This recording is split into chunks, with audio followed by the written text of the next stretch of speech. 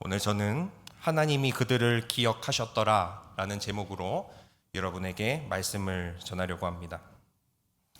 저는 1993년도에 대전 엑스포가 개최됐었는데요. 그때 제가 초등학생이었습니다. 그래서 저희 아버지와 저희 가족들, 그리고 저희 아버지가 그때 당시에 수학 선생님, 고등학교 수학 교사셨는데 같이 동료 선생님의 가족이랑 같이 대전 엑스포에 왔습니다.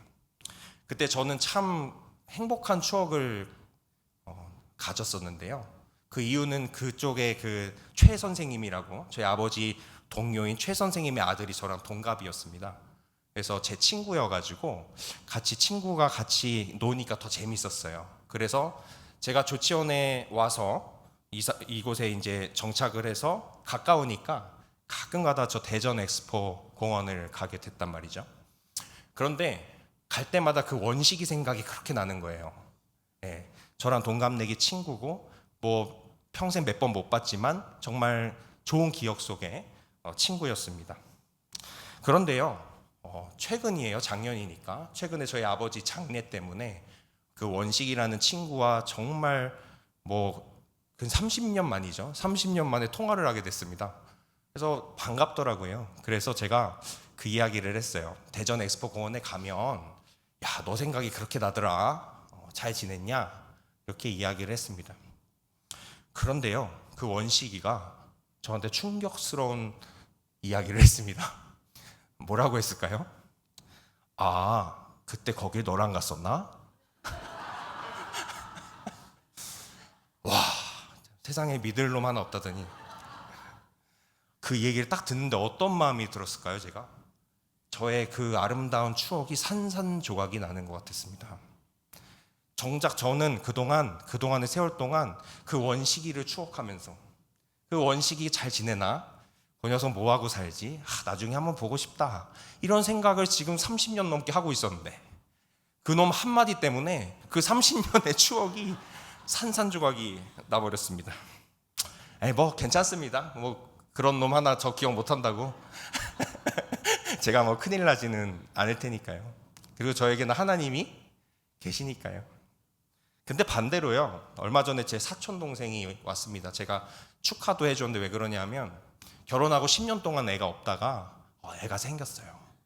그래가지고 축하해 주려고 만났습니다. 만나서 옛날 얘기를 이 사촌 동생이 하는데 저와의 추억을 막 이야기하는 거예요. 옛날에 우리 이러고 놀았었잖아.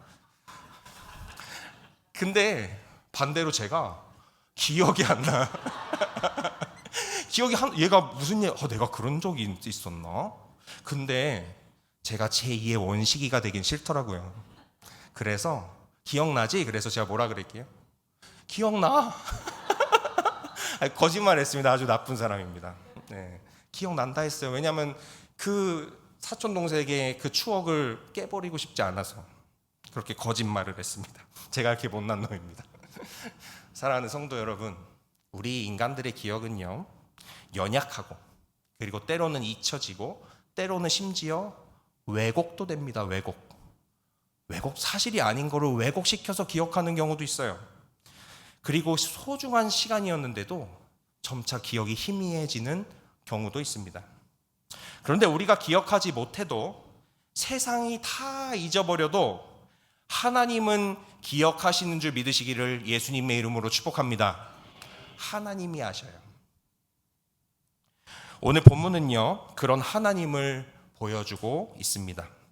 오늘 우리가 읽은 출애굽기 본문은요, 인생의 절망 가운데 빠졌던 이스라엘 백성들의 이야기입니다. 이스라엘 백성들이요, 처음부터 애굽의 노예였던 것은 아니에요. 우리가 잘 알다시피 하나님께서 요셉을 축복하시고 그 요셉을 통해서 이스라엘 백성들이 부강하게 살 수 있도록, 번성할 수 있도록 그렇게 복을 주셨습니다. 애굽에 자리 잡아서 이스라엘이 번성했어요. 이들에게는 꿈이 있었습니다. 하나님을 찬양하고 또 요셉을 통해 베푸신 하나님의 은혜를 오랜 세월 기뻐했습니다.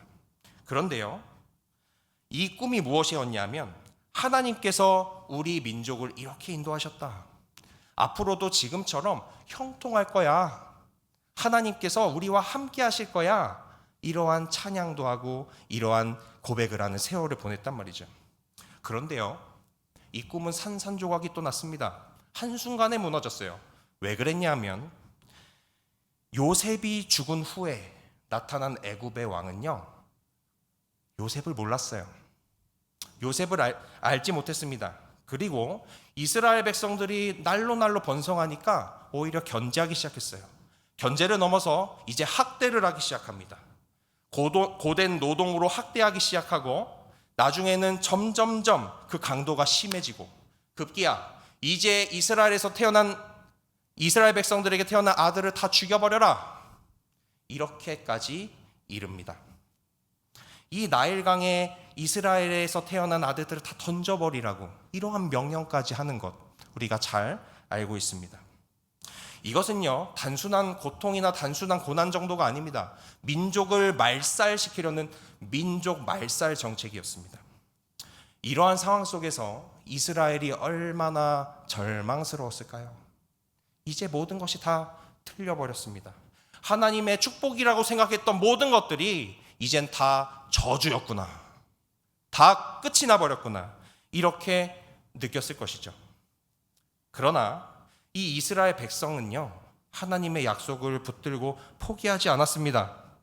계속해서 부르짖었습니다. 그 부르짖음이 원망일 수도 있고 희망일 수도 있지만 계속해서 부르짖었습니다. 그 이야기가 오늘 본문의 내용인데요, 오늘 본문 23절 말씀입니다. 오늘 본문 23절 말씀 우리 함께 읽어보겠습니다. 시작.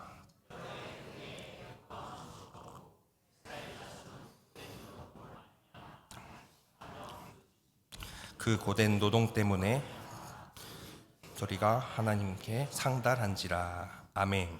하나님, 왜 우리를 여기까지 이끄셔서 이런 고통을 당하게 하셨습니까? 요셉을 통해서 축복하신 줄 알았는데 왜 그 희망마저 짓밟아 버리십니까?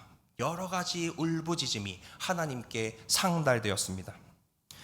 그럼에도 불구하고 이 이스라엘 백성들은요, 희망의 끈을, 소망의 끈을 놓지 않았어요.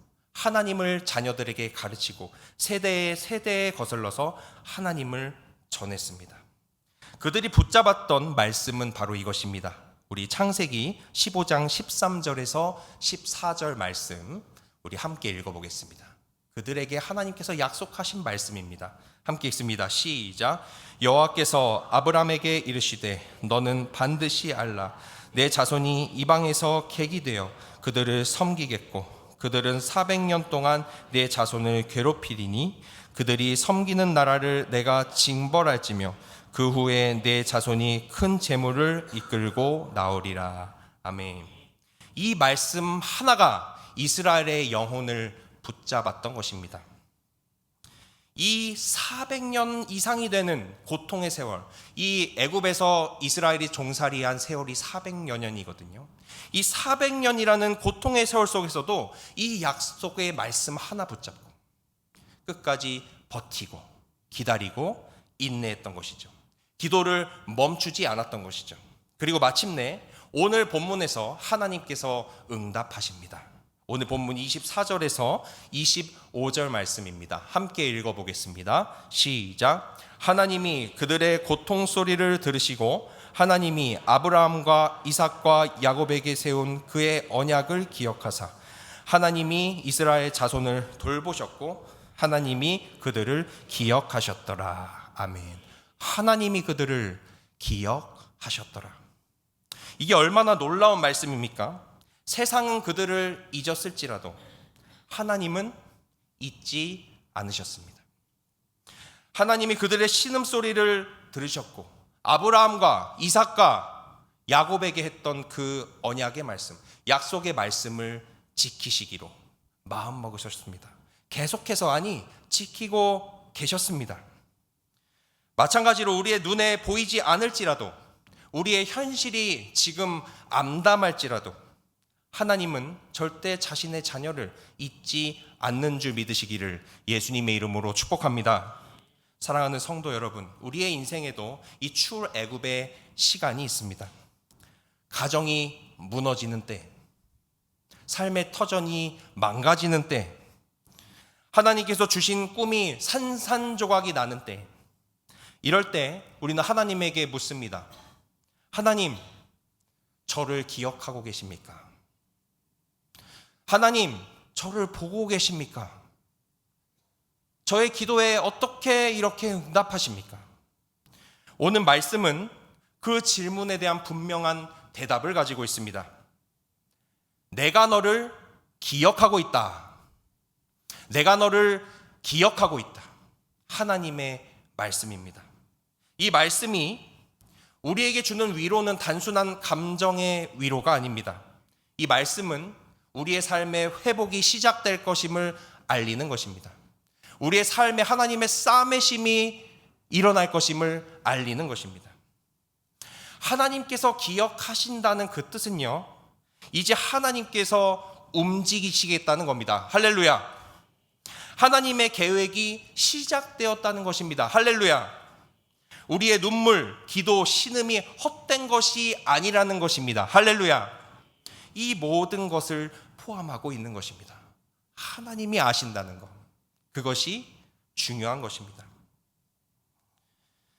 우리는 고통을 겪을 수가 있습니다. 우리가 그 고통으로 인해 눈물을 흘릴 수도 있습니다. 그러나 우리가 기억해야 하는 것은 단 하나입니다. 그것은 하나님께서 우리를 기억하신다는 것입니다. 그 사실은요, 우리를 다시 일으킵니다. 그 사실로 인해 우리는 다시 하나님께 기도할 수 있습니다. 그 사실로 인해 교회에 나와서 하나님께 다시 예배할 수 있습니다. 그리고 그 하나님의 기억하심이 출애굽의 역사를 이루었듯이 여러분을 향한 하나님의 역사가 이 하나님의 기억하심 때문에 일어날 줄 믿습니다. 능히 여러분을 그 고통에서 구원하실 수 있는 하나님이 여러분을 기억하고 계심을 믿으시기를 예수님의 이름으로 축복합니다. 이 시간 혹시 여러 가지 이유로 마음이 무겁고 마음이 무너짐을 느끼시는 분이 계시다면 이 말씀을 꼭 붙드시길 바랍니다. 하나님이 그들을 기억하셨더라. 하나님이 그들을 기억하셨더라. 400년 동안 하나님이 날 잊은 줄만 알았는데 기억하고 계시더라. 기억하셨더라. 오늘 말씀이 우리에게 전하는 바입니다. 오늘 제가 여러분에게 가장 강력한 기도를 하나 소개하려고 합니다. 제가 비록 나이가 그렇게 많지는 않지만 저도 나름 살면서 생사를 오가는 일들, 저의 가족의 일일 수도 있고 저의 일일 수도 있고 저도 사업을 하다 망해보기도 했고 여러 가지 일들 속에서 정말 하나님 나한테 어떻게 이렇게 할 수 있나 하는 그 시간 속에서 제가 했던 기도가 있습니다. 저를 다시 살려줬던 기도가 있습니다. 그것은 바로 이것입니다. 하나님이 아십니다. 아무 기도도 생각나지 않을 때, 뭐라고 해야 될지 모를 때에 하나님에게 이 한마디를 하시기를 권면드립니다. 하나님이 아십니다. 하나님이 아시기 때문에 괜찮습니다. 그 원시기처럼 하나님이 저를 잊지 않습니다. 저처럼 사촌동생을 잊지 않습니다. 하나님은 여러분을 기억하고 계십니다. 이 고백이 여러분의 영혼을 붙들고 여러분의 어두운 밤을 환하게 비출 것입니다. 이보다 능력 있는 기도는 없습니다. 하나님이 아신다는 사실 때문에 우리는 편히 잠들 수 있습니다. 불면증에 시달리는 분들은 하나님께 이렇게 기도하십시오. 하나님이 다 알고 계십니다. 하나님께 맡깁니다. 충청도 말로 뭐예요? 알아서 하시오. 하나님 알아서 하시오. 알잖아요. 맞아요? 알잖아요. 이겁니다. 하나님 알아서 하세요. 하나님이 아십니다. 이 기도로 하나님께서 주시는 복을 누리는 복된 인생 사시기를 예수님의 이름으로 축복합니다.